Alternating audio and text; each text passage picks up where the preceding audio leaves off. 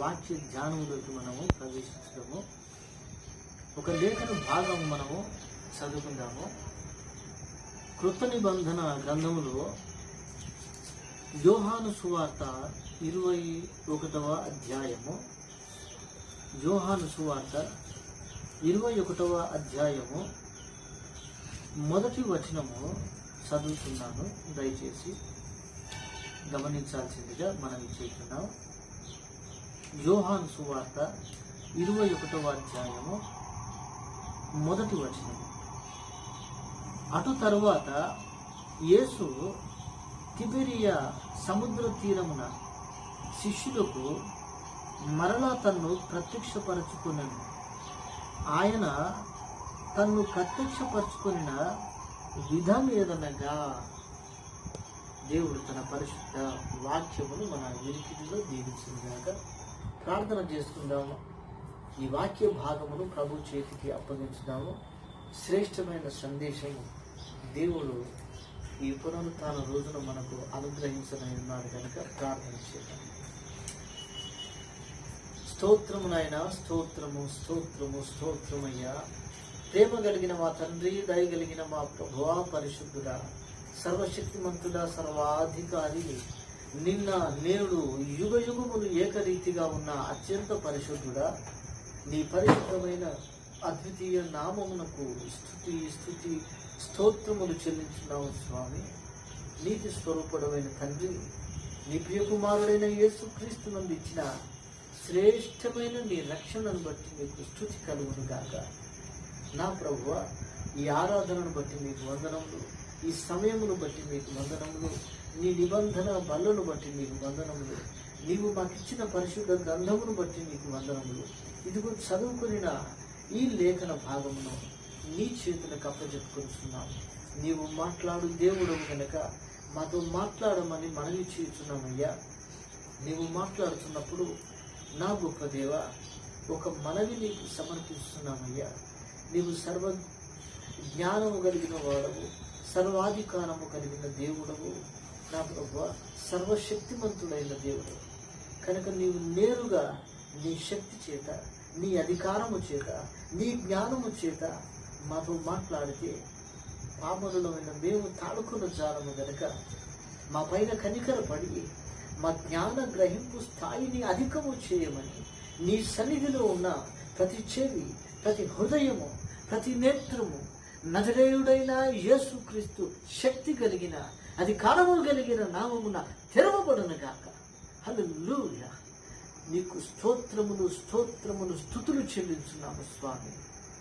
నీ పక్షముగా ఉన్న నీ దీనదాసుని పైన నీ ముఖ ప్రకాశమును ప్రకాశింపజేసి నీ సత్యవాక్యమందు మమ్మలను ప్రతిష్ఠ చేయమని యేసుక్రీస్తునందు ప్రార్థించి పొంది ఉన్నాము తండ్రి. ఆమేన్. దేవునికి మహిమ కలుగును గాక. ప్రభువునందు విశ్వాసులారా, పరిశుద్ధులారా, దేవుని యొక్క మహాకృప చేత దేవుడు మనకిచ్చిన శ్రేష్టమైన సమయము సహవాసమును బట్టి మొదట దేవునికి వందనాలు చెల్లిస్తూ, దేవుడు మీ వ్యక్తిగత జీవితములను ఆశీర్వదించునుగాక. దేవుడు మీ కుటుంబములను దీవించునుగాక. సహవాసములో మనలందరినీ బలపరిచి స్థిరపరచునుగాక. చదవబడిన దేవుని పరిశుద్ధ లేఖన భాగము యోహాను సువార్త 21వ అధ్యాయము మొదటి వచనము చదువుకున్న లేఖన భాగం. యేసుక్రీస్తు పునరుత్థానుడు అయిన తరువాత ఆయన ఆయా సందర్భములలో తన శిష్యులైన వారికి తనను తాను ప్రత్యక్షపరచుకొనుచున్నాడు. మొదట ఏ రోజైతే ఆయన మరణించి సమాధి చేయబడి పునరుత్థానుడై లేచాడో ఆ రోజు కూడా తను సజీవులనే లేచానని దేవుడు తనను తాను ప్రత్యక్షపరచుకున్నాడు. రెండవ మారు మిగతా అపోస్తలులతో ఒకడై ఉన్న తోమా వారితో కూడా లేకుండెను కనుక తోమా యొక్క అవిశ్వాస స్థితిలో నుంచి ఆయనను తిరిగి విశ్వాస స్థితిలో స్థాపించుటకు మరొక మారు ప్రభువు తనను తాను ప్రత్యక్షపరచుకున్నాడు. అదే రీతిగా ఇక్కడ కూడా మూడవ మారు ప్రభువు తనను తాను ప్రత్యక్షపరుచుకున్నాడు. ఆయన ఏ రీతిగా ప్రత్యక్షపరుచుకున్నాడో ఆ విధం ఏదనగా అని దాని గురించిన విశ్లేషణ యోహాను అనబడిన యేసు ప్రభు శిష్యులలో ఒకడు రాశాడు. అయితే అందులో దేవుడు ప్రభువు ఆయన పునరుత్థానుడైన తర్వాత తనను తాను ప్రత్యక్షపరచుకుంటున్నాడు. ప్రత్యక్షపరచుకున్నట అంటే బయలుపరచుకున్నట, రివీల్ చేసుకున్నట. ఎందుకంటే దేవుడు ఎప్పుడైనా తనను తాను ప్రత్యక్షపరచుకున్నప్పుడు ఒక ఉద్దేశం లేకుండా ఊరికనే దేవుడు ఎవరికి ప్రత్యక్షుడు కాదు. కనుక మొదటిసారి ప్రత్యక్షమయ్యాడు, రెండవ మారు ప్రత్యక్షమయ్యాడు, ఇది మూడవ మారు ప్రత్యక్షమయ్యాడు. దేవుడు ప్రత్యక్షమైనప్పుడు ఒక బలహీనుడు బలపరచబడవలసి ఉన్నది. దేవుడు ప్రత్యక్షమైనప్పుడు ఒక బలము కలిగిన వాడు ఏర్పరచబడి దేవుడి కొరకు వాడబడిన స్థితిలో కూడా ఉంటాడు. ఆ రీతిగా అనేక సార్లు అనేకులకు అనేక రీతులుగా దేవుడు ప్రత్యక్షపరచుకున్నాడు. అబ్రహామునకు తనను తాను కల్దీల ఊరులో ఉన్నప్పుడు ప్రత్యక్షపరచుకున్నాడు. ఒక మండుచున్న పొదలో మోషేకు తనను తాను ప్రత్యక్షపరచుకున్నాడు. ఏలియాతో నిమ్మలమైన స్థితిలో ఉన్నప్పుడు ఒక పర్వతము పైన తనను తాను ప్రత్యక్షపరచుకున్నాడు. ఆ రీతిగా దేవుడు అనేక రీతులలో సుడిగాలిలో తనను తాను ప్రత్యక్షపరచుకొని యోబు అనబడిన మహాభక్తునితో మాట్లాడాడు. కొమ్ములు తగిలిన పొట్టేలుతో తనను తాను ప్రత్యక్షపరచుకొని ఒక పర్వతము పైన అబ్రహామునకు ఇస్సాకు వీరికి తనను తాను ప్రత్యక్షపరచుకున్నాడు. కనుక దేవుని ప్రత్యక్షత అత్యున్నత సింహాసనము పైన ఆసీనుడై ఆయన యెషయా అనబడిన ప్రవక్తకు తనను తాను ప్రత్యక్షపరచుకున్నాడు. దానియేలుకు ఒక రీతిగా ప్రత్యక్షపరచుకున్నాడు. కనుక దేవుని ప్రత్యక్షత కలిగినప్పుడు ఆ వ్యక్తి బలహీనుడైతే, అల్ప విశ్వాసి కానీ అవిశ్వాసి కానీ అయితే అతడు విశ్వాసములో స్థిరపరచబడి ఉంటాడు. బలము కలిగిన విశ్వాసి అయితే ఏర్పరచబడి దేవుని యొక్క సంకల్పమును నెరవేర్చుటకు పంపబడుటకైన దేవుడు ఏర్పరచుకుంటాడు. కనుక దేవుని ప్రత్యక్షత మనకు మేలు చేయనది. మూడవ మారు దేవుడు అనగా యేసు ప్రభు పరిపూర్ణమైన మానవుడు పునరుత్థానుడు అవుట వలన పరిపూర్ణమైన దేవునిగా తనను తాను ప్రత్యక్షపరచుకోవచ్చు. ఈ మూడవ మారు ఆయన ప్రత్యక్షపరచుకున్నకు ఉద్దేశం ఏమున్నదంటే టు రెస్టోర్ పీటర్. పేతురు అనబడిన ఒక అపోస్తలుని పునఃస్థాపన చేయుటకు, టు రీకమిషన్ పీటర్ అని అన్నాడు. మరలా పునః ప్రతిష్ఠ చేయుటకు యేసు ప్రభు తనను తాను ప్రత్యక్షపరచుకున్నాడు. ఏ రీతిగా ప్రత్యక్షపరచుకున్నాడో దానికి ఒక విధం ఎట్లనగా అని అన్నాడు. ఎందుకొరకు దేవుడు ఈ విధమే ఏర్పరచుకున్నాడు? తోమాకు ప్రత్యక్షమైనట్టు ప్రత్యక్షం కావచ్చు కదా, కానీ ఆ రీతిగా ప్రత్యక్షం కాలేదు. లూకా సువార్త 5వ అధ్యాయములో ఆయన శిష్యులను, పేతురైనా సరే జబదయి కుమారులనైనా సరే ఏ రీతిగా మనుషులను పట్టును జాలరులుగా మిమ్మల్ని చేయుదులని చెప్పినప్పుడు ఏర్పరచుకున్నాడో అదే రీతిగా అప్పుడు కూడా లూకా సువార్త 5వ అధ్యాయంలో మీరు ఇంటికి వెళ్ళిన తర్వాత దాన్ని చక్కగా చదువుకోవచ్చు. ఆ తర్వాత ఇప్పుడు ధ్యానము చేస్తున్న ఈ యోహాను సువార్త 21వ అధ్యాయంలో కూడా ఏ రీతిగా అయితే ఒక 3.5 సంవత్సరములకు పూర్వము పేతురును ఏ రీతిగా ఏర్పరచుకున్నాడో అదే రీతిగా తనను తాను పునరుత్థానుడు అయిన తర్వాత సిచ్యువేషన్ అదే సిచ్యువేషన్. అప్పుడు కూడా పేతురుదైన దోణిలో ఎక్కి కాస్త లోతుగా దానిని నెట్టమని చెప్పి అందులో కూర్చొని ఉండి వచ్చిన జనసమూహమునకు యేసు ప్రభు బోధ చేశాడు. ఆ రాత్రంతా వారు చేపలు పట్టుటకు వెళ్ళారు, కానీ వాళ్ళకు చేపలు ఒకటి కూడా పట్టలేదు. యేసు ప్రభు బోధించిన తర్వాత మీరు కాస్త లోతుగా తీసుకుని వెళ్ళి కుడివైపున మీ వలలు వేసినప్పుడు విస్తారమైన చేపల రాశి వారికి పడ్డది. అప్పుడు పేతురు వెంటనే దిగి వచ్చి మోకరించి, నేను పాపాత్ముడైన మనుషులను నన్ను వదిలిపెట్టి వెళ్ళము అంటే, యేసు ప్రభు లేదు లేదు, నేను నిన్ను వదిలిపెట్టడం కాదు అని పిలుపునిచ్చాడు. పిలుపునిచ్చినప్పుడు పేతురు వలలను వదిలిపెట్టాడు, దోణలను వదిలిపెట్టాడు. విస్తారమైన రాశిగా పడ్డ ఆ చేపలను వదిలిపెట్టి పేతురు, జబదయి కుమారుడు యోహాను, యాకోబు సమస్తమును వదిలిపెట్టి యేసును అనుసరించాడు. సేమ్ అదే పరిస్థితి యేసు ప్రభు పునరుత్థానుడు అయిన తర్వాత అదే రీతిగా ప్రత్యక్షపరుచుకున్నాడు. ఎందుకొరకంటే ఏ స్థితిలో పేతురును ఏర్పరచుకొని పిలిచాడో అదే స్థితిలో మరలా పేతురును రెస్టోర్ చేయటకు, అనాయింటింగ్ చేయటకు, రీకమిషనింగ్ చేయుటకు మరలా అదే విధంగా ఏర్పరచుకున్నాడు. అందుకనే తనను తాను తోమాకు ప్రత్యక్షపరచుకున్నప్పుడు ఆయన ఏ రీతిగా ప్రత్యక్షపరచుకున్నాడు, విధం ఎట్లనగా అని అనలేదు. అక్కడ ఇక్కడ విధం ఎట్లనగా అని అనటం గల కారణం అది. ఎందుకొరకు పేతురును ఆ రీతిగా తిరిగి అతన్ని స్థాపించుటకు, తిరిగి పేతురును ప్రతిష్ఠించుటకు గల బలమైన కారణం ఏమున్నదంటే, పేతురు పైన అపవాది అయిన సాతానుడు కన్ను వేసి ఉంచాడు.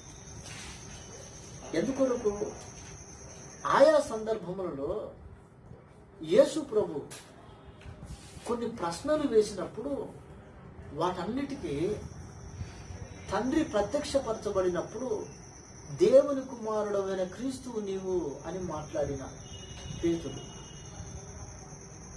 మీరు కూడా నన్ను వదిలి వెళ్ళెదరా అని అడిగినప్పుడు, ఇదే యోహాను సువార్త 6వ అధ్యాయంలో, మేము ఎవరి వద్దకు వెళ్ళేదము, నీవే దేవుని పరిశుద్ధుడవు, నిత్య జీవపు మాటలు కలిగిన వాడము నీవే అని జవాబు చెప్పిన పేతురు, నేను ఎవడనని అనుకొనుచున్నారంటే దేవుని కుమారుడమైన క్రీస్తువు అంటే పేతురు, మరి యోనా నా తండ్రి బయలుపరిస్తేనే ఏ శరీరం కూడా నీకు బయలుపరచలేదు.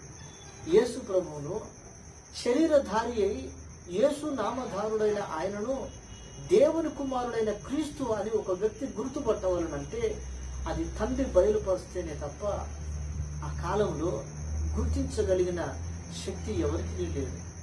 ఆ రీతిగా పేతురు జవాబిచ్చినప్పుడు, నీవు పేతురువు అని ఈ బండ పైన నా సంఘమును కట్టుదును అని చెబుతూ, ఇదిగో పరలోకపు తాళపు చెవులు నీకు ఇస్తున్నాను, నీవు భూమి మీద దేనిని విప్పెదవో అది అక్కడ విప్పబడును, నీవు భూమి మీద దేనిని మూసెదవో అక్కడది మూయబడును అని పేతురుతో మాట్లాడాడు.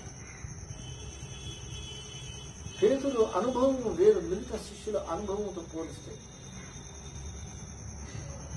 ఎప్పుడైతే పరలోకపు తాళపు చెవులను నీకు ఇస్తానని దేవుడు మాట్లాడాడో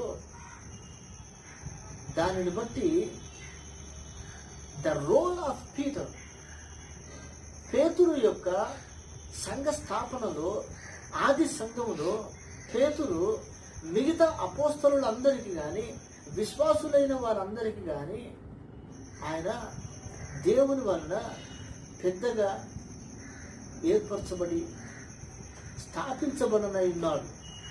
పేతురే ఆది సంఘములో ప్రధానమైన వ్యక్తిగా ఉండబోతున్నాడు. యేసు ప్రభు ఎప్పుడైతే ఆ మాట చెప్పాడో అపవాది అయిన సాతానుడు ఈ పేతురును ఏ రీతిగానైనా సరే ఇతను డిస్టర్బ్ చేయాలి, ఇతని విశ్వాసంలో కానీ, ఇతని యొక్క ప్రతిష్టలో కానీ, ఇతని ఏర్పాటు పిలుపులో కానీ అతని సడలింపజేసి అతన్ని చెదరగొట్టినట్టు చేస్తే సంఘమంతటి పైన కూడా, ఆది సంఘం పైన దాని ప్రభావం పడుతుందని పేతురును టార్గెట్ చేశాడు. పేతురుతో పాటు మిగతా అపోస్తులను నాకు అప్పగించమని అపవాది అయిన సాతానుడు అడిగినప్పుడు యేసు ప్రభువు అప్పుడు శరీరధారిగానే ఉంది. వారు నాకు అప్పగించు అని పరలోకమందు తండ్రి అయిన దేవుని దగ్గర సాతానుడు అడుగుతున్నాడు. ఆ సందర్భము లూకా సువార్త 22వ అధ్యాయం, లూకా సువార్త 22వ అధ్యాయం 31-32 వచనములలో ఆ మాటలు రాయబడిన. యేసు ప్రభు చెప్పకపోతే అసలు ఏమి జరుగుతున్నదో అక్కడ ఎవరికీ తెలియకపోతుంది.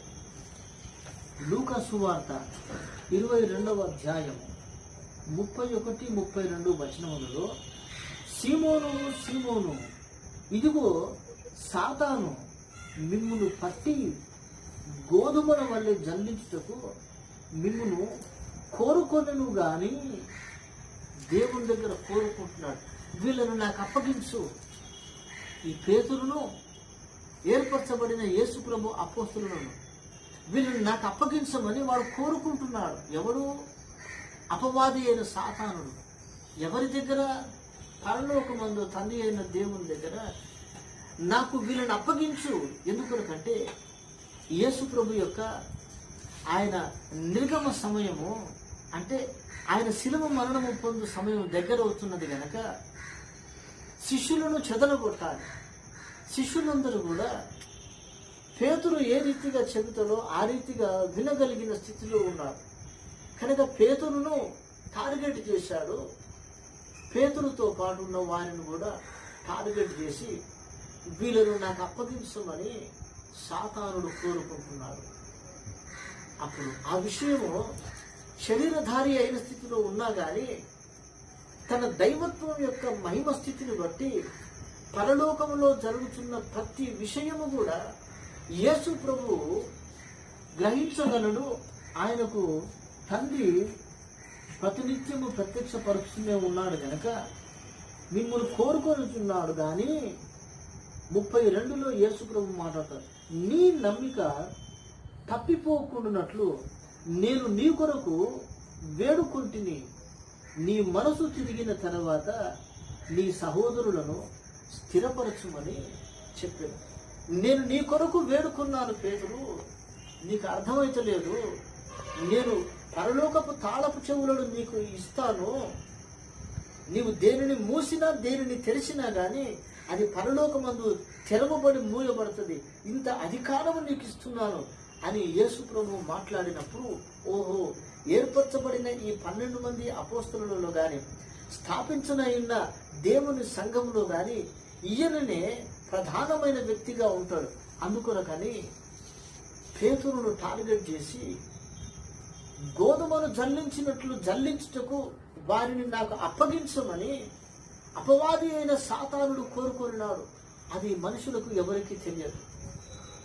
యేసు ప్రభు ఇక్కడనే ఉండి లేదు లేదు ఆయన నమ్మిక తప్పిపోకూడనట్లు నేను నీ కొరకు వేడుకున్నాను.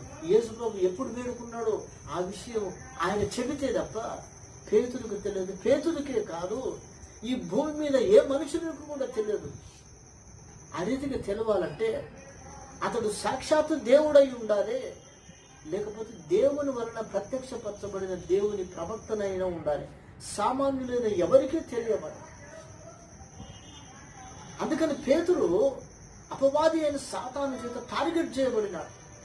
పెంతెకోస్తు అనబడిన పండుగ రోజున పేతురు ఏదైనా నిలబడి వాక్య పరిచయం చేసింది, సువార్తను ప్రకటన చేసింది.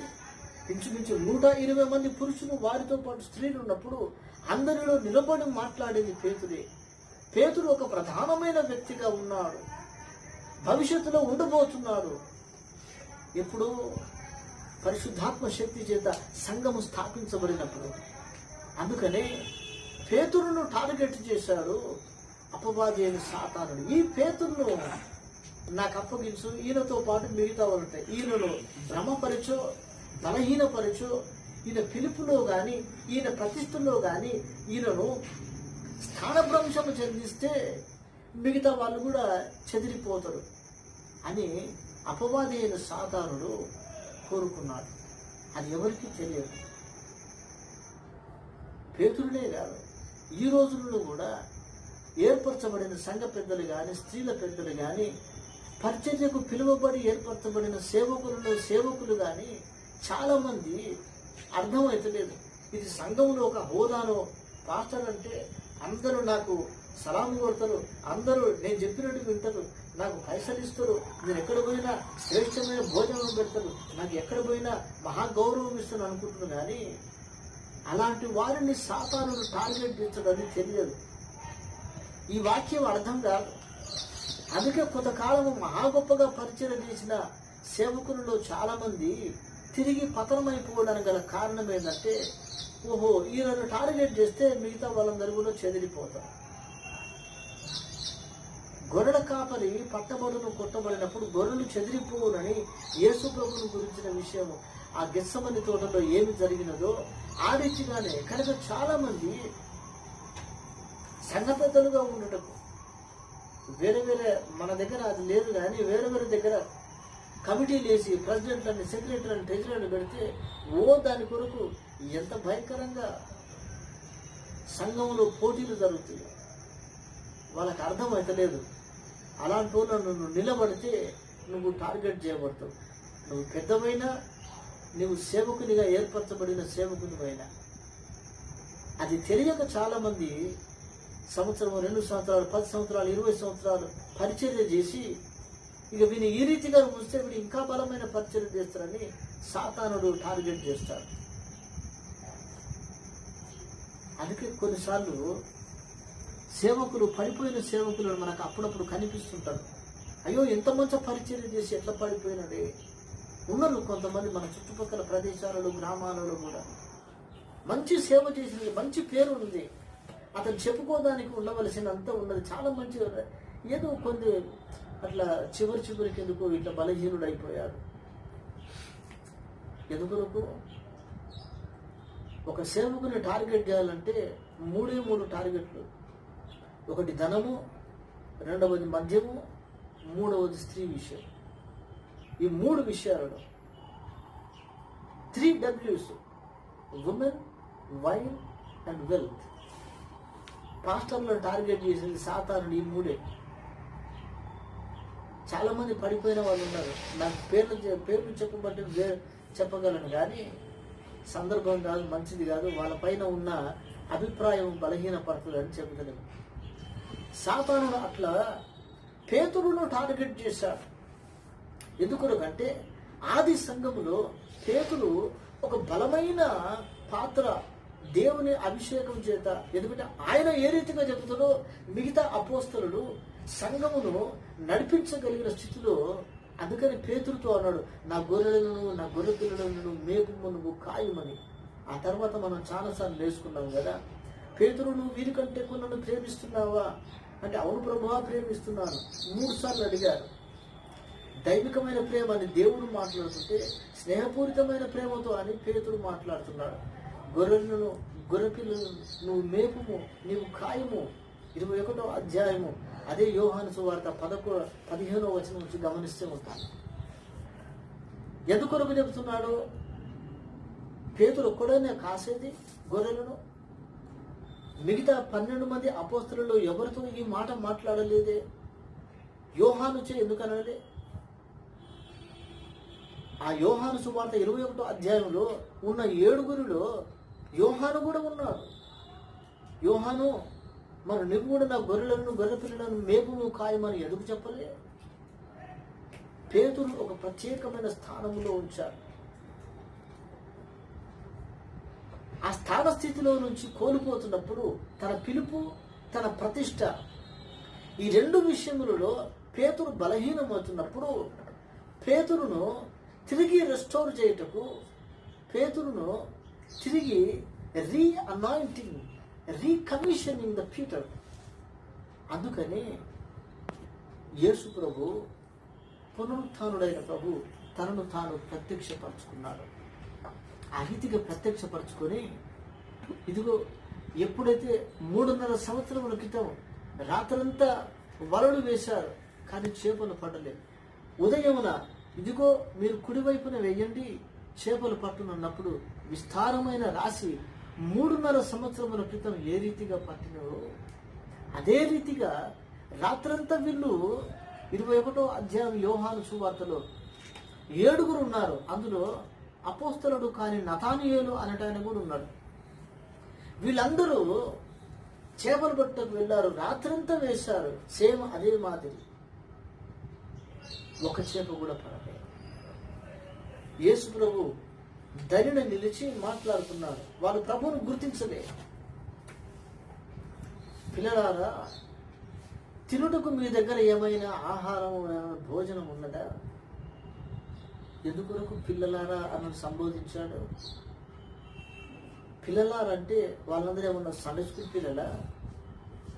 యేసు ప్రభు వయసు ఎంతనో పేతురు వయసు కూడా అంతే, 30 ఏళ్ళు. అప్పుడు యేసు ప్రభు మిమ్మల్ని మనుషులను పట్టు జారులుగా చేతును అని మాట్లాడి వాళ్ళని పిలిచినప్పుడు యేసు ప్రభు వయసు 30 ఏళ్ళు, పేతురు వయసు కూడా 30 ఏళ్ళే. పేతురుకు ఆంద్రేయ అనబడిన ఒక అన్న ఉన్నాడు. అతనికి 33 సంవత్సరముల వయసు. యేసు ప్రభు కంటే ఇంకా 3 సంవత్సరాలు పెద్దవాడు.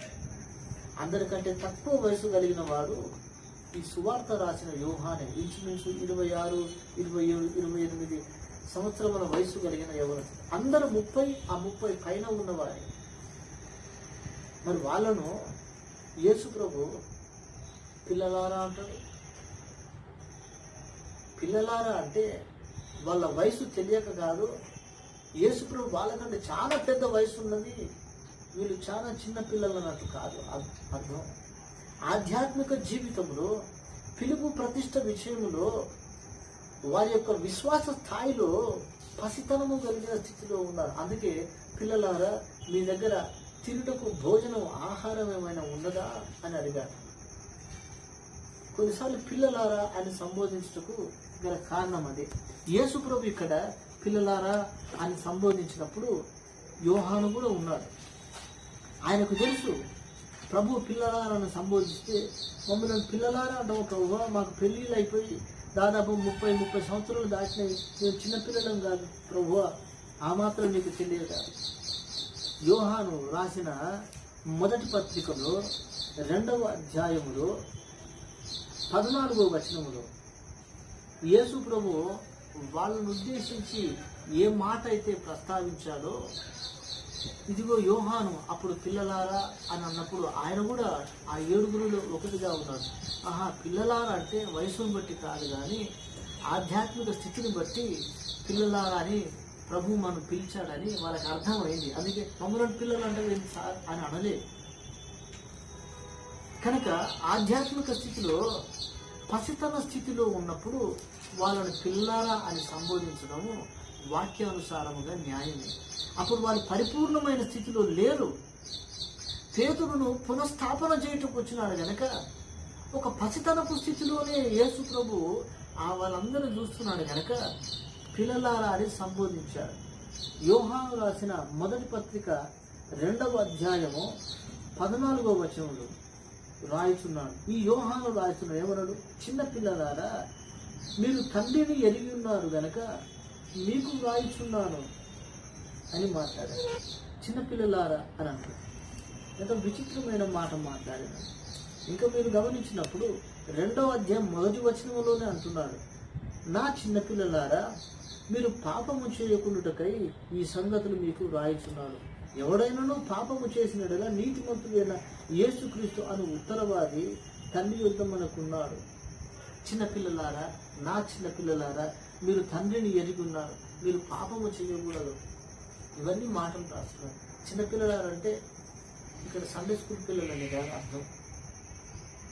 బలహీనమైన స్థితిలో ఉన్న విశ్వాసం, యేసునందు విశ్వాసం ఉంచారు, యేసునందు బాప్తిస్మం పొందారు, సమస్తమును వదిలిపెట్టి యేసును అనుసరిస్తున్నారు కానీ వారి విశ్వాస స్థాయిలో కానీ వారికి అనుగ్రహించబడిన పిలుపు స్థాయిలో కానీ వారికి అనుగ్రహించిన ప్రతిష్ట స్థితిలో వారు పరిపూర్ణమైన స్థితిలో లేనప్పుడు వాళ్ళను పిల్లలారా అని ప్రభు సంబోధించాడు. అంటే ఈ స్థితిలో ఉన్నప్పుడు ప్రభు మనల్ని పిల్లలారా అన్నాడు, వయసును బట్టి కాదు కనుక అని అర్థమై ఆయన పత్రిక రాస్తున్నప్పుడు ఆయన కూడా అదే పదం ఉపయోగించారు, నా చిన్న పిల్లలారా అని రాశారు. ఎంత గొప్ప విషయం కదా. అంటే ఆధ్యాత్మికమైన స్థితిలో, పసితనపు స్థితిలో చాలా మంది ఉండొచ్చు. ఆ స్థితిలో ఏర్పరచబడిన సేవకులు కూడా ఉండొచ్చు. వీళ్ళందరూ ఏర్పరచబడిన అపోస్తలులు అని పేరు పెట్టబడిన వారు పరిచర్య చేస్తూ ఉండొచ్చు. కానీ వారి పిలుపు ప్రతిష్ట స్థితిలో పరిపూర్ణత పొందకపోయినప్పుడు వారిని ప్రభు పిల్లలారానే సంబోధిస్తాడు. మమ్మల్ని పిల్లలారంటే ప్రభు ఏర్పరచుకున్నావు, 70 మంది శిష్యులలో 12 మందిని మాకు అపోస్తలుడు అని పేరు పెట్టావు కదా, మేము పిల్లలం ఎట్టయితాము? ఆధ్యాత్మిక అపరిపూర్ణత, ఆధ్యాత్మిక అపరిపక్వత స్థితిలో ఉన్నప్పుడు పిల్లలారా అని సంబోధించి, ఆ స్థితి దాటి బలము కలిగి ఉన్నప్పుడు వాళ్ళను యవనస్తులారా అని సంబోధించారు వాక్యం. ఆ యవనమైన స్థితిలో ఉండి యేసు కొరకు కొంతమందిని యేసులోనికి నడిపించినప్పుడు వాళ్ళను తండ్రులారా అని సంబోధించారు. ఇంతకుముందు చెప్పిన దాంట్లో తండ్రులారా అంటే పెళ్ళైన వాడు తండ్రి కాదు, పిల్లలు గడిగిన వాడే తండ్రి. కనుక యేసు కొరకు కొంతమందిని కన్నప్పుడు వారిని తండ్రులారా అని యోహాను సంబోధించాడు. బలము కలిగిన స్థితిలో ఉండి పడిపోకుండా శోధనను సాతానును జయించగలిగిన స్థితిలో ఉంటే వాళ్ళను యవనస్తులారా అని సంబోధించారు. కానీ ఇంకా అపరిపూర్ణమైన స్థితిలో ఉంటే వారిని పిల్లలారా అన్నారు. ఈ అపోస్తలులు ఈ మాటలు ఆది సంఘములో ఉన్న విశ్వాసులను ఉద్దేశించి పత్రిక రాశారు. ఎందుకు రాశారంటే వాళ్ళను ప్రభు ఆ రీతిగా పిలిచారు. అందుకే 21వ అధ్యాయం యోహాను సువార్తలో 5వ వచనములు యేసు పిల్లలారా భోజనమునకు మీ యొద్ద ఏమైనా ఉన్నదా అని వారిని అడిగారు. అంటే మా దగ్గర ఏమి లేదండి అని చెప్పారు. సరేలే మీరు కుడివైపున వలను వేయండి అన్నారు. విస్తారమైన చేపలు పట్టాయి, వచ్చారు. వాళ్ళందరూ దరికి చేరారు. ఆడికి వచ్చినప్పుడు అక్కడ నిప్పుల పైన కాల్చబడిన రొట్టె, ఆ తర్వాత చేపలు ఉన్నాయి. అక్కడ మీరు తీసుకొని వచ్చిన ఆ చేపలను కూడా తీసుకురండి అంటే అవి కూడా కాల్చారు. భోజనం సిద్ధంగా ఉన్నది. మరి అక్కడ ఆల్రెడీ ఉన్నది కదా. యేసు ప్రభు పిల్లలారా మీ దగ్గర భోజనం మనకి ఏమైనా ఉన్నదా ఆయన ఎందుకు అడిగారు? అక్కడ కాల్చబడిన రొట్టె చేపలు ఉన్నవి కదా. వాళ్ళు కూడా ప్రభు ఆల్రెడీ కాల్చబడిన రొట్టె ఉన్న చేపలు మమ్మల్ని ఎందుకు అడిగినావయ్యా ఆయన అడగలే. ప్రభువు ఆయన తనను తాను ప్రత్యక్షపరచుకున్నాడు. ఎందుకంటే వారి విశ్వాసములో పిలుపులో పొందుకున్న ప్రతిష్టలో పునఃస్థాపన చేయుటకు. అందుకే ఒక విధము దేవుడు ఎంచుకున్నాడు. ఏ విధము? పేతురు చెప్పాడు, నేను చేపలు పట్టడానికి పోతున్నా. తిబెరియ సముద్రం అన్న, గెన్నెసరెతు అన్న, గలిలయ సముద్రం అన్న ఒకటే సముద్రములకు ఒక 2-3 పేర్లు ఉన్నాయి. కనుక లూకా సువార్త 5లో ఉన్న అదే సముద్రము 21లో ఉన్న సముద్రం. ఇక్కడ వేరు పేరు ఉన్నది, అక్కడ వేరు పేరు ఉన్నది. దాని పేరు గలిలయ సముద్రం. అది మంచినీటి సరస్సు, రకరకమైన చేపలతో నిండి ఉన్నది. ప్రభు ఆ రీతిగా తనను తాను ప్రత్యక్షపరచుకొని పేతురుతో మాట్లాడారు. ఓ పేతురు, నిన్ను స్థిరపరచనైనాను కనుక నీవు దైవికమైన ప్రేమ కలిగిన స్థితిలో నన్ను నీవు ప్రేమించాలి. ఆ రీతిగా ప్రేమించినప్పుడు మాత్రమే నీవు స్థిరపరచబడిన స్థితిలో ఉంటావని పేతురును స్థిరపరచుటకు యేసు ప్రభు ప్రత్యక్షమయ్యారు. ప్రత్యక్షమైన తరువాత గమనిస్తుంది, ప్రభు ఒక 40 దినముల మటుకు వారికి ఆయా సందర్భములలో తనను తాను ప్రత్యక్షపరచుకొనొచ్చు అనేక రుజువులను ప్రమాణములను తాను సజీవుడమైన లేచి ఉన్నానని ఆయన రుజువుపరచుకొని దేవుని రాజ్యమును గూర్చిన అనేక విషయములు వారికి బోధించి ఆయన ఒలివల పర్వతం పైనుంచి ఆరోహణుడైనప్పుడు శిష్యులందరికీ చెప్పాడు. ఏమని చెప్పాడంటే, మీరు వెళ్ళి సమస్త జనులను శిష్యులుగా చేయండి, తండ్రి యొక్కయు కుమారుని యొక్కయు పరిశుద్ధాత్మ యొక్క నామములోకి బాప్తిస్మం పొందుడి. నేను మీకు ఏ ఏ సంగతులను గైకొనవలని బోధించానో మీ వలన శిష్యులుగా చేయబడిన వారు వాటిని గైకొన్నట్లు మీరు వాటిని వారికి బోధించుడి. ఇదిగో యుగ సమాప్తి వరకు మీకు తోడయ్యును అని యేసు ప్రభు చెప్పాడు. మత్తయి సువార్త దానితో ముగిసిపోతుంది. ప్రభు ఆరోహణుడైపోయారు. 10 రోజులు అయిపోయినది. మీరు వెళ్ళి మీరు పైనుండి శక్తి పొందు వరకు పట్టణంలో నిలుచుండి వేచి ఉండి ప్రార్థన చేయమని చెప్పినప్పుడు వీళ్ళు మేడగదిలో ప్రార్థన చేస్తున్నప్పుడు బలమైన గాలి వంటి శబ్దం ఒకటి వచ్చి పరిశుద్ధాత్ముడు అగ్ని నాలుకలుగా చీల్చబడి వారిలో ఉన్న ప్రతి ఒక్కొక్కరి పైన వ్రాలి వారు దేవుని యొక్క సువార్తను ప్రకటించారు. అన్య భాషలు మాట్లాడారు. ఇతర భాషలలో వచ్చిన వారందరికీ యేసు ప్రభుని గురించి సువార్త ప్రకటన చేశారు. మేము యేసు ప్రభు లేచాడనుటకు సాక్షులమని పేతురు మహాగొప్ప మొట్టమొదట సువార్త ప్రసంగము చేసినప్పుడు 3000 మంది రక్షించబడి దేవుని యొక్క పరిచర్య కొనసాగించబడుతున్నది. ఆ రీతిగా కొనసాగించబడిన తర్వాత అప్పుడు పేతురు యొక్క వయసు ఇంచుమించు 33-34 సంవత్సరముల వయసు. ఆ తర్వాత సంవత్సరములు గతించున్న కొలది ఇంచుమించు 68 ఏళ్ల వయసు అపోస్తలుడైన పేతురుకు 68 ఏళ్ల వయసు వచ్చింది. ఆ 68 ఏళ్ల వయసు వచ్చినప్పుడు అప్పుడు నీరో అనబడిన ఒక చక్రవర్తి, భయంకరమైన నియంత కలిగిన మెంటాలిటీ ఉన్నవాడు. 64 నుంచి క్రీస్తు శకం 68 ఈ మధ్యకాలంలో భయంకరమైన శ్రమలు వచ్చాయి. అపోస్తలుడైన పేతురు కావచ్చు, అపోస్తలుడైన పౌలైనా సరే, ఈ రోమా నియంతగా ఉన్న నీరో చక్రవర్తి కాలంలోనే వారు హతసాక్షులుగా చనిపోయారు.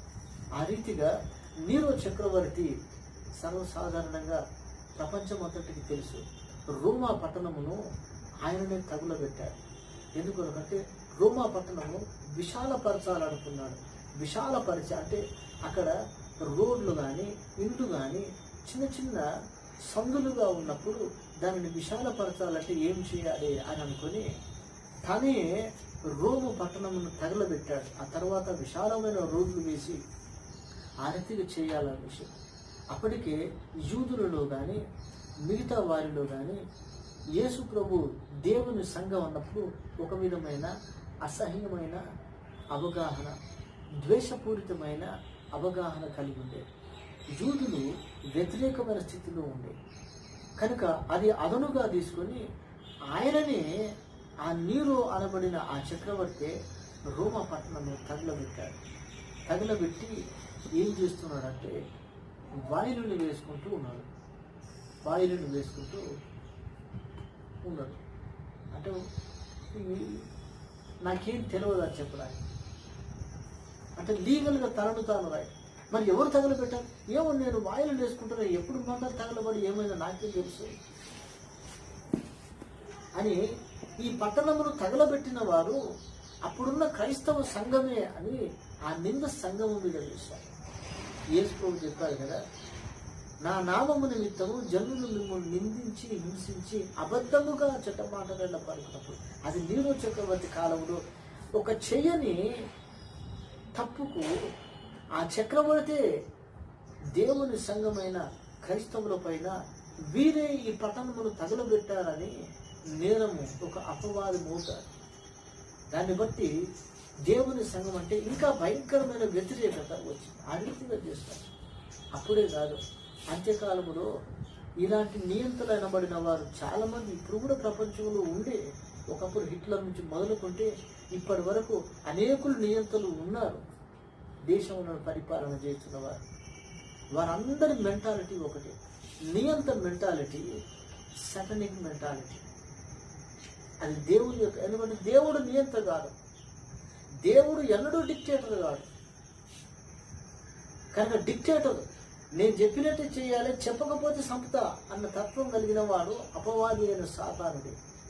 దేవునికి కానీ ఆయన రక్తములో కడగబడిన ఏ విశ్వాసికి కూడా ఈ విధమైన తత్వం ఉండదు.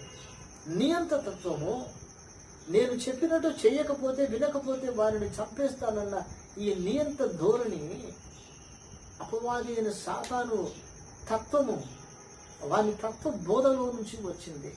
దేవుడు ఎన్నడూ అట్లా చేయలేదు. క్రైస్తవుల మీద మోపినప్పుడు ఇది, అప్పుడు రోమా పట్టణంలో పేతురు ఉండే. పేతురు ఉన్నప్పుడు ఆ పట్టణమును విడిచిపెట్టి పేతురు బయటికి వెళ్ళిపోతున్నాడు. పేతురు బయటికి వెళ్ళిపోతున్నప్పుడు పునరుత్థానుడైన యేసు ప్రభు పేతురుకు ప్రత్యక్షమవుతాడు. పేతురుకు ప్రత్యక్షమైనప్పుడు పేతురు రోమా పట్టణం నుంచి, మార్గం నుంచి బయటికి వెళ్ళిపోతుంటే యేసు ప్రభు రోమా పట్టణం లోనికి వెళుచున్నాడు. లోనికి వెళుచున్నప్పుడు అప్పుడు లోనికి వెళుచున్న ఆ వ్యక్తిని చూసి రోమియోలు లాటిన్ భాష మాట్లాడతారు. ఆ లాటిన్ భాషలో ఎక్కడికి వెళుచున్నావు అని ఆ వెళుచున్న వ్యక్తిని పేతురు అడిగాడు. కోవాడిస్ అని అడిగాడు. కోవాడిస్ అంటే లాటిన్ భాషలో వేర్ ఆర్ యు గోయింగ్, ఎక్కడికి పోతున్నావు అని అడిగితే అప్పుడు ఆ వ్యక్తి పేతురుతో చెప్తున్నాడు. ఏమని చెప్పాడంటే, నేను రోమా పట్టణంలోనికి వెళ్ళి మరలా సిలువ వేయబడుటకు వెళుతున్నాను అని మాట్లాడాడు. అప్పుడు అర్థమైంది ప్రభు అని. ఎందుకంటే నీవు సిలువ వేయబడి చంపబడతావో, ఆ మాట ఇక్కడ యేసు ప్రభు చెప్పాడు. యోహాను సువార్త 21వ అధ్యాయములో మనం గమనించినప్పుడు దేవుని వాక్యంలో రాయబడిన మాటలు చదువుకున్నాం. 28వ వచన భాగంలో ఈ మాట రాయబడింది. ఏమని చెప్తున్నాడు? యేసు, నా గొర్రెలను మేపుము, నీవు యవనుడిపై ఉండినప్పుడు నీ అంతటా నీవే నడుము కట్టుకొని నీకు ఇష్టమైన చోటుకి వెళ్ళుచుంటివి. నీవు ముసలివాడమైనప్పుడు నీ చేతులు నీవు చాచుదువు, వేరొకడు నీ నడుము కట్టి నీకు ఇష్టము కాని చోటికి నిన్ను మోసుకొని పోవునని నీతో నిశ్చయముగా చెప్పుచున్నానని అతనితో చెప్పిన. ఆ తర్వాత వచ్చిన భాగంలో అతడు, అంటే పేతురు, ఎట్టి మరణము వలన దేవుని మహిమపరచునో దాన్ని సూచించి ఆయన ఈ మాట చెప్పారు. యేసు ప్రభు ఆయన పేతురును తిరిగి స్థాపించుటకు, ప్రతిష్ఠించుటకు ఈ 3వ ప్రతిష్ఠిత కలిగినప్పుడే ఇంచుమించు 38 సంవత్సరముల తర్వాత పేతురు ఏ విధమైన మరణము పొందనై ఉన్నాడో దాని గురించి ఇప్పుడే చెప్పాడు. అప్పుడు ఇంకా పరిశుద్ధాత్మ చేత నింపబడలే. ప్రభు ఇంకా ఆరోహణుడు కాకమునిపే పేతురును స్థాపించుతూ పేతురు ఏ విధమైన మరణము చేత దేవుని మహిమపరచునో దాని గురించి కూడా చెప్పాడు. పేతురు యొక్క చివరి జీవిత మరణ స్థితి గురించి కూడా ఇక్కడ చెప్పాడు. పేతురు జీవితం అంతా చెప్పాడు. ప్రత్యక్షపరచడం అంటే 2 మాటలు గద్దించి తిట్టి, ఇంతగా ఏర్పరచుకుంటే నిన్ను మహా గొప్ప స్థానంలో పెట్టాలనుకుంటే నువ్వు అన్ని బుద్ధి లేని పనులు చేస్తున్నావు ఏంటి పేతురు, అట్లా చేయకు, సరి చేసుకో జీవితాన్ని చెప్పడానికి కూడా కాదు. పేతురు ఏ మరణం దేవుని మహిమపరచబడనో అతని జీవితంలో చివరి ఊపిరి క్షణము వరకు ఏమి జరగబోతున్నదో, ఎట్లా మరణించున్నాయన్నాడో పేతురుకు తన భవిష్య మరణమును గురించిన ప్రవచనము ఇక్కడ చెప్పారు యేసు ప్రభు. అంత స్పష్టముగా పేతురుతో మాట్లాడుతున్నాడు. ఎందుకంటే పేతురు చాలా ప్రాముఖ్యమైన స్థానంలో దేవుడు ఉంచనై ఉన్నాడు కనుక. అందుకే పేతురు, నువ్వు ఎట్టి మరణము పొందుతావో ఇప్పుడే చెబుతున్నా. ఇది చెప్పిన తర్వాత ఇంచుమించు 35-37 సంవత్సరాల తర్వాత అది జరిగినది. పేతురు వెళుచున్నప్పుడు రోమా విడిచిపెట్టి యేసు ప్రభు ఆ రోమా పట్టణంలోనికి వెళుచున్నాడు. వెళుచున్నప్పుడు వెళుచున్న ఆ వ్యక్తిని చూసి పేతురు అడిగాను, కోవాడిస్, వేర్ ఆర్ యూ గోయింగ్, ఎక్కడికి వెళుతున్నావు అంటే యేసు ప్రభు చెప్పారు, రోమా పట్టణం నువ్వు బయటికి వెళ్ళిపోతున్నావు కదా, నేను లోపలికి పోతున్నా మరలా సిలువ వేయబడి చంపబడటం అనగానే పేతురు చెలించిపోయి రోమాను వదిలిపెట్టి వెళ్ళాలనుకున్న పేతురు మరలా రోమా పట్టణంలోనికి వెళ్ళాడు. సువార్తలో బలపరచబడినాడు, సువార్తను చెప్పాడు. ఆ తర్వాత ఆయనను పట్టుకొని యేసు ప్రభు ఏ ప్రవచనం అయితే ఇక్కడ చెప్పాడో అదే ప్రవచన ప్రకారము అతను సిలువ వేయబడి చంపబడను అన్నప్పుడు, నా ప్రభు ఏ రీతిగా సిలువ వేయబడినాడో ఆ రీతిగా సిలువ వేయబడుటకు నేను యోగ్యుడను కాను, నన్ను తలక్రిందులుగా సిలువ వేసి చంపండి, ఇదొక్కటి నా మనవి అంటే ఆయన చెప్పిన ప్రకారమే సిలువ వేయబడి తలక్రిందులుగా పేతురు చనిపోయి తన మరణము వలన దేవుని మహిమపరిచాడు. హల్లెలూయా, హల్లెలూయా. ఎంత గొప్ప భాగ్యం కదా. ఇంత స్థిరపరచుటకు మూడవ మారు ప్రభు తనను తాను ప్రత్యక్షపరచుకున్నాడు. దేవుని ప్రత్యక్షత ఎప్పుడైనా మనలను స్థిరపరచుటకు, మనలను బలపరచుటకు, మన వలన ఆయన మహిమ తెచ్చుకుంటకే దేవుడు ప్రత్యక్షమవుతాడు. ఊరికనే ప్రత్యక్షమై బాగున్నావా అని పలకరించుకోవడానికి దేవుడు ఎన్నడూ ప్రత్యక్షం కాడు. దేవుని ప్రత్యక్షత వెనుక ఆయన యొక్క ఉద్దేశం అనేది ఉంటుంది. కనుక యేసు ప్రభు ఆయన శిష్యులకు కూడా ఇంచుమించు 40 దినములు ప్రత్యక్షం అవుతున్నాడంటే ప్రతి ప్రత్యక్షత వెనుక ఒక స్థితి ఉన్నది, ఒక విషయం ఉన్నది. ఈ మూడవ మారు కేవలము పేతురుడు పునఃస్థాపన చేసి ఆయన భవిష్య మరణమును గురించి ప్రవచనము చెప్పాడు. అదే మాదిరి పేతురు చనిపోయాడు. ద యాక్ట్స్ ఆఫ్ పీటర్, పేతురు అపోస్తలుడైన పేతురు కార్యములని ఒక గ్రంథం రాయబడినది. ఆ గ్రంథంలో ఇప్పుడు చెప్పిన మాటలు రాసి ఉన్నది. అది 190వ సంవత్సరంలో చేశారు క్రీస్తు శకం, అంటే కొంచెం అయితే 2వ శతాబ్దం రాకమునకు ఆ గ్రంథము రాసి ముద్రించి విడుదల చేశారు. అప్పటికి పేతురు చనిపోయాడు, యోహాను, అందరూ చనిపోయారు. అందులో ఉన్న మాటలే ఇప్పుడు చెప్తున్నా. కోవాడీస్ అనే మాట, ఎక్కడికి వెళుతున్నావు అని ప్రభువును అడిగాడు. నువ్వు బయటికి పోతున్నావు కదా, కనుక నేను మరలా 2వ మారు సిలువలో మరణించడానికి వెళుతున్నాను అన్నప్పుడు పేతురుకు బోధ చేయటం, పేతురుని తిరిగి ఆయన యొక్క మరణమును ఏ ప్రవచనం చెప్పాడో అది జ్ఞాపకం చేయటం. వెంటనే పేతురు మరలా వెళ్ళి, బయటికి వెళుతున్న పేతురు లోపలికి వెళ్ళి సువార్త చెప్పారు. ఈ నీరు అనబడిన చక్రవర్తి పట్టుకున్నాడు, ఆయన తలక్రిందులుగా సిలువ వేసి పేతురును చంపేశారు. వీళ్ళందరూ హతసాక్షులై దేవుని కొరకు చనిపోయారు. దేవుని మహిమపరచుట, ఆయన నమ్ముకున్నటను బట్టి, ఆయన నిబంధనకు సాక్షులుగా బతుకుటను బట్టి, ఆయన సువార్త చెప్పుటను బట్టి, ఆయన వలన పరిచయం చేయటను బట్టి, జీవితమును బట్టి దేవుని మహిమపరచవచ్చు. మరణమును బట్టి కూడా దేవుని మహిమపరచవచ్చు. మరణమును బట్టి దేవుని ఏ రీతిగా మహిమపరచమంటే ఆయన కొరకు మరణించాలి. ఆయన సువార్త కొరకు కావచ్చు, ఆయన రాజ్యము కొరకు కావచ్చు, యేసు నామము కొరకు మరణించినప్పుడే ఆ మరణములో దేవుని మనము మహిమపరచాలి.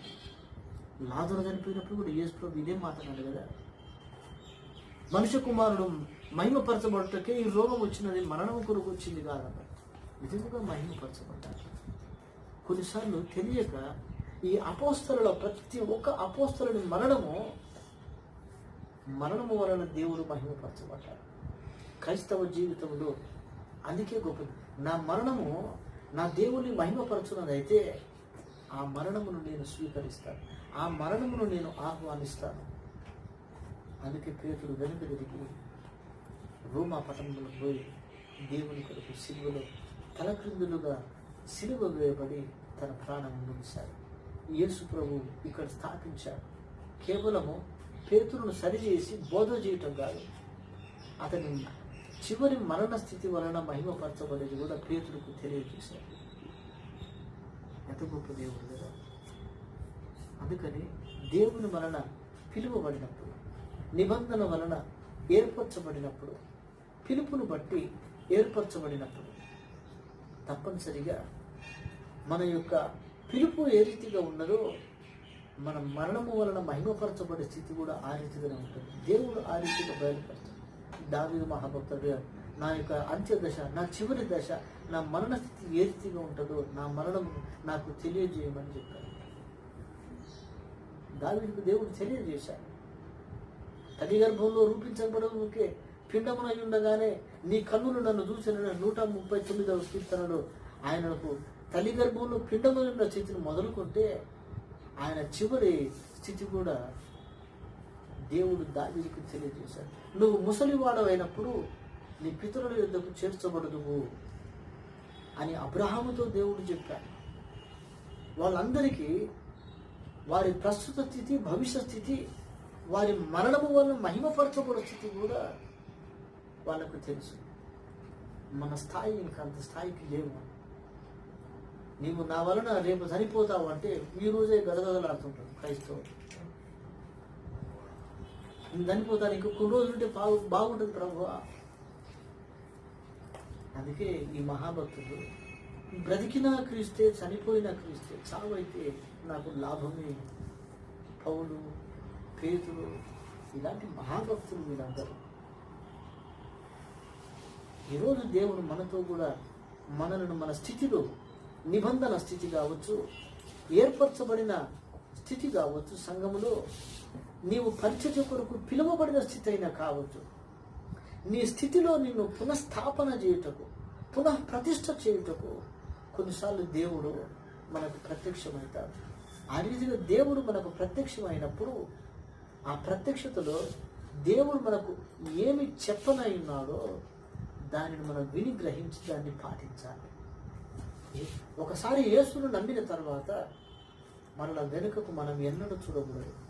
నీవు సాక్ష్య జీవితమైనా, నీది సేవా జీవితమైనా, ప్రభువు నన్ను సరిచేయు, నన్ను సరిచేయుటకు నాకు ప్రత్యక్షము కమ్మని దేవుణ్ణి అడిగి సరిచేయబడి దేవుని కొరకు వాడబడ.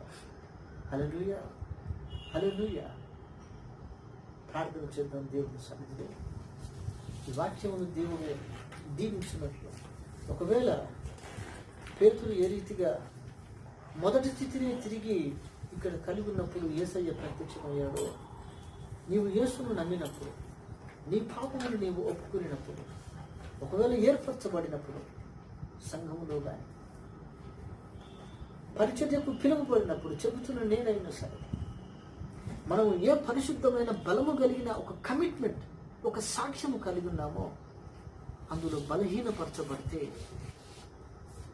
ఈరోజు బలపరచమని దేవుణ్ణి ప్రార్థన చేయి. పేతురు పిలువబడినప్పుడు వలను వదిలేశాడు, మహాగొప్పగా పడిన చేపల రాశిని వదిలేశాడు, సమస్తాన్ని ఆ వృత్తిని వదిలేశాడు, మరలా అది పట్టుకున్నాడు. నీవు బాప్తిస్మము పొందినప్పుడు, నీ పాపములు యేసు ప్రభు దగ్గర ఒప్పుకొని క్షమించబడినప్పుడు, ఏ నిర్ణయం అయితే నువ్వు తీసుకొని నేను దేవుని కొరకు ఈ రీతిగా బ్రతకాలనుకున్నావో అందులో ఒకవేళ నీ పాదము తొట్టిల్లితే, నీ స్వకీయ దురాశలను బట్టి కావచ్చు, సాతాను చేత మోసపరచబడిన బలహీనమైన స్థితిలో ఉన్నా కావచ్చు, నీవు బలహీనపరచబడితే పేతురును దర్శించి బలపరిచిన ఆ ప్రభువా నన్ను కూడా బలపరచు. బలహీనుడునై నా స్థితిని, నా సాక్ష్యమును, నా జీవితమును, నా రక్షణ విశ్వాసములను పోగొట్టుకున్నట నాకు ఇష్టం లేదు గనక నాకు కూడా ఒక మారు ప్రత్యక్షము కా ప్రభువా, నాతో కూడా మాట్లాడు ప్రభువా. దేవుని సన్నిధిలో ప్రార్థన చేయి. దేవుడు ఏ రీతిగా పేతురును బలపరచడం ప్రత్యక్షమయ్యాడో ఆ ప్రత్యక్షమైన ప్రభువు తండ్రి కుడి పార్శ్వమున ఆసీనుడై ఉన్నాడు. ఆయన నీకు కూడా ప్రత్యక్షమవుతాడు. కానీ పేతురు వలె నన్ను బలపరచు దేవా, పేతురు వలె నన్ను తిరిగి స్థాపించు అని నీవు అడిగితే ప్రార్థన చేద్దాం. ప్రేమ కలిగిన తండ్రి, దయ కలిగిన ప్రభువా, పరిశుద్ధుడా, సర్వశక్తిమంతుడా, సర్వాధికారి, నీకు స్తుతికరముగా ఆ గొప్ప దేవ. ఇదిగో ఈ మూడవ మారు నిన్ను నీవు పేతురుకు, మిగతా శిష్యులకు ప్రత్యక్షపరచుకొని పేతురు యొక్క మరణమును గురించి కూడా ప్రవచనము నీవు చెప్పి అతన్ని బలపరిచి స్థిరపరిచి అతనిని నీ మహిమార్థమై నువ్వు వాడుకున్నావు ప్రభువా. ఇదిగో మేము అంతకంటే బలహీనులము ప్రభువా. పేతురు అనబడిన ఆ మహాభక్తుని యొక్క ప్రక్కలో నిలుచుటకు కూడా యోగ్యత అర్హత లేని అంత తక్కువ స్థాయిలో ఉన్నామయ్యా. అతన్ని కనికరించి స్థిరపరిచినట్లు, అతన్ని కనికరించి వాడుకున్నట్లు మా సాక్ష్య జీవితంలో, మా సేవ జీవితంలో మాకు కూడా ప్రత్యక్షమై మమ్మల్ని కూడా వాడుకోనమని బ్రతిమిలాడుచున్నామయ్యా.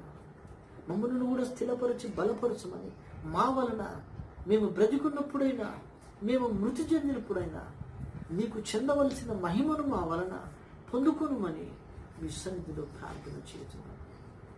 మీకు స్తోత్రం. విని గ్రహించిన ప్రతి చెవి హృదయ జీవితమును ఆశీర్వదించమని యేసు క్రీస్తునందు ప్రార్థించి పొంది ఉన్నాము తండ్రి. ఆమేన్. దేవునికి మహిమ కలుగును గాక.